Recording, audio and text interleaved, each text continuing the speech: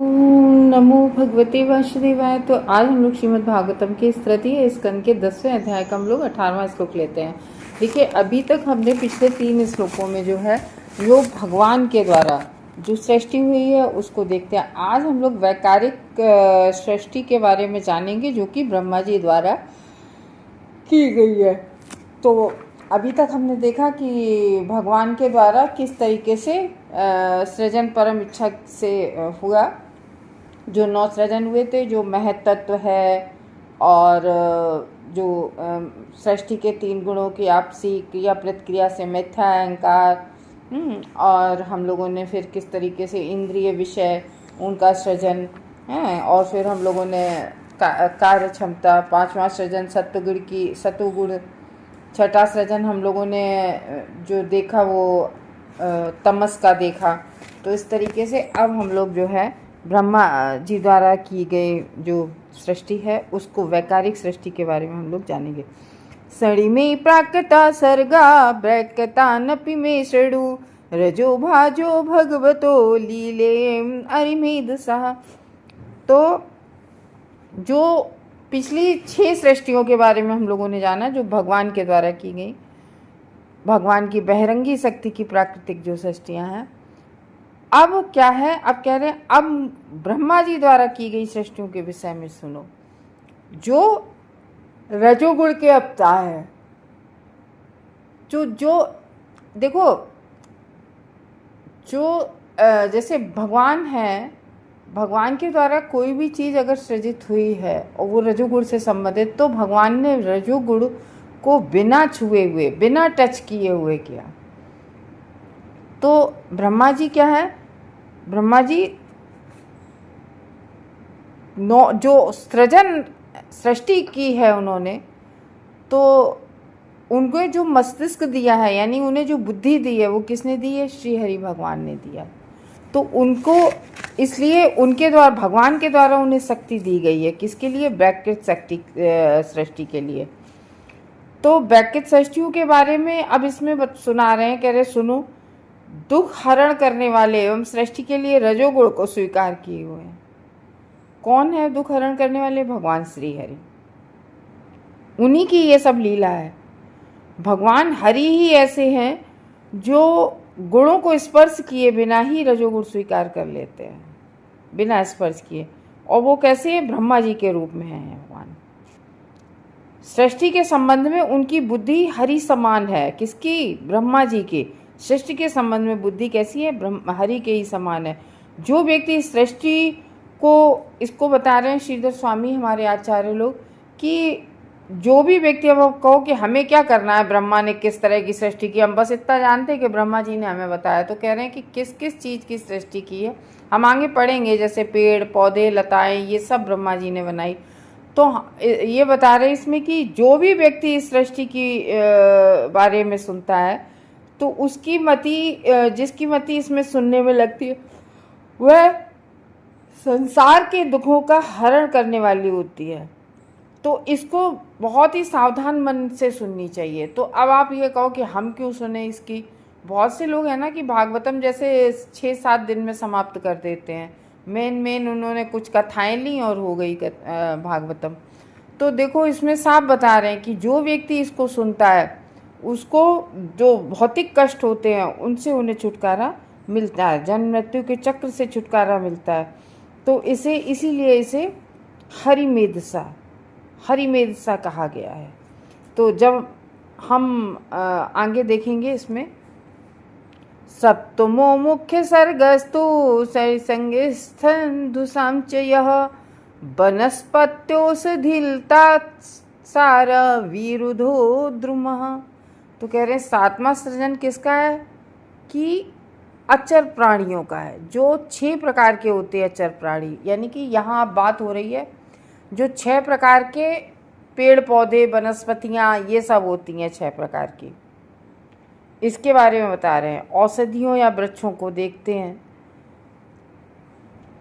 तो जब हम लोग किसी पेड़ को देखते हैं तो क्या हमें याद आता है कि ये सब जो सृष्टि है ये किस प्रकार से ब्रह्मा जी ने बनाई है? तो हमें भगवान की उससे, तो कभी हमें भगवान की याद आती है? नहीं आती पेड़। लेकिन जब हमने भागवतम पढ़ी हुई होती है तो हमें तुरंत याद आ जाता है कि देखो हमने भागवतम में पढ़ा था कि ये जो है भगवान द्वारा बनाई हुई है। तो औषधियों के वृक्षों को देखते हैं जब हम अगर भागवतम पढ़ी होती है तो उन औषधियों को देखकर हमें भगवान श्री हरि का स्मरण हो आता है। तो इस तरीके से जो हम लोगों ने पढ़ा था कल के श्लोक में 17वें में कि छठी सृष्टि तमस की जो होती है वो हमें विचलित करती है। तो ब्रह्मा जी की बुद्धि में भगवान श्री हरि हैं। ब्रह्मा जी की बुद्धि में कौन है? भगवान श्री हरि हैं। इसलिए उन्हें हरि मेधसा कहा जाता है कि जो ब्रह्मा जी को सृष्टि करने की मेधा, जो सृष्टि करने की बुद्धि, मेधा मीन्स बुद्धि, सृष्टि करने की जो बुद्धि मिली है कि किस तरीके से सृष्टि करनी, वो किसकी है? श्री हरि विष्णु की है, जो भगवान को मेधा मिली है। तो वही इसमें कह रहे हैं कि 7वीं प्रधान सृष्टि स्थावर की है। स्थावर यानी कि एक बहुत बड़ी मात्रा में ये वनस्पतियाँ 6 प्रकार की होती हैं। तो वो कौन कौन सी हम लोग सुनते हैं? एक तो वनस्पति बिना फूल के फल देने वाले वृक्ष होते हैं। 7वां सृजन अचर प्राणियों का है जो 6 प्रकार का होता है। फूल रहित, नंबर 1 फूल रहित, नंबर 2 फल वाले वृक्ष, नंबर 3 फल पकने तक जीवित रहने वाले पेड़ पौधे लताएं। यानी कि जैसे आप टमाटर लगाओ तो जब तक आपके टमाटर लगेंगे तब तक तो वो पेड़ जीवित रहेगा, और टमाटर लगने बंद हो गए, उनका सीजन ख़त्म हो गया तो फिर वो पेड़ भी अपने आप ख़त्म हो जाता है। ये नहीं कि वो पेड़ लगा है तो अगली बार फिर टमाटर नहीं, वो पेड़ बस टमाटर के साथ साथ पेड़ ख़त्म हो जाता है। तो लताएं और नलीदार पौधे जैसे बांस होते हैं ना, नलीदार, बीच में पोले होते हैं, और बिना आधार वाली लताएं, और जैसे मनी प्लांट लगाओ आप तो ऊपर चढ़ जाती है, उसका कोई आधार नहीं होता, ऊपर चढ़ जाती, फल फूल वाले वृक्ष, है ना। तो यही इसमें बता रहे हैं कि किस प्रकार से बिना फूल के फल देने वाले वृक्ष जो वनस्पतियाँ, पेड़ पौधे जो फल पकने तक जीवित रहते हैं, टमाटर जैसे, मनी प्लांट हैं, अतोक्सारा यानी कि बांस जैसे, और नलीदार पौधे, और इसमें श्लोक में जो है विरुद्ध जो पुष्प उत्पादित करके फल देते हैं, ऐसे वृक्ष। जैसे कि पहले फूल आते हैं कि फूल आ गए, फिर फल आते हैं। तो जैसे मैंगो, जैसे आम, ऐसे ही आते हैं कि फूल आते हैं फिर आम आ जाते हैं। 20वें में बता रहे हैं उत्सोतस्त महाप्राया अंतः स्पर्शा विशेषिणा, यानी कि ऊर्ध्वगामी नीचे से ऊपर की ओर। पेड़ में आप जल डालिए, पेड़ की जल में, तो वो जल नीचे से ऊपर की ओर अपने आप, हमें दिखता नहीं है। जैसे हमने पेड़ की जड़ में जल डाला, ऐसा तो नहीं हम पत्तियों को अलग जल डाल रहे हों पाइप से, और बीच के पोर्शन को अलग जल डाल रहे हो, शाखाओं को अलग दे रहे हो, टहनियों को अलग दे रहे हो, नहीं ना। केवल हम चाहे कितना भी विशाल वृक्ष हो, हम जड़ में जल दे देते हैं, बस उसी से ऊपर की ओर जल चलता है। तो इसीलिए इसको कहते हैं, इसका संचार नीचे से ऊपर की ओर होता है। और इनमें क्या होता है, पेड़ों में, वृक्षों में ज्ञान शक्ति प्रकट नहीं होती, इनमें ज्ञान नहीं होता है। केवल अगर आप पेड़ों को छुओ तो उन्हें स्पर्श का एहसास होता है कि हमें किसी ने छुआ है, केवल स्पर्श का अनुभव करते हैं पेड़, और वो भी बाहर से कुछ नहीं दिखता है, भीतर से ही स्पर्श का अनुभव करते हैं। और दूसरी कोई बात पेड़ पौधे जानते नहीं हैं, केवल हल्का सा स्पर्श महसूस करते हैं। और वृक्षों में जान भी होती है, क्योंकि चैतन्यता दिखाई नहीं देती वृक्षों की, लेकिन उनकी जान होती है। और ये अलग अलग तरह के, जैसे ये तोक्सार होते हैं, यानी कि बहुत तरह के होते हैं, बहुत प्रकार के होते हैं। तो इसके परिणाम स्वरूप पुष्प भी कोई कोई पेड़ देते हैं।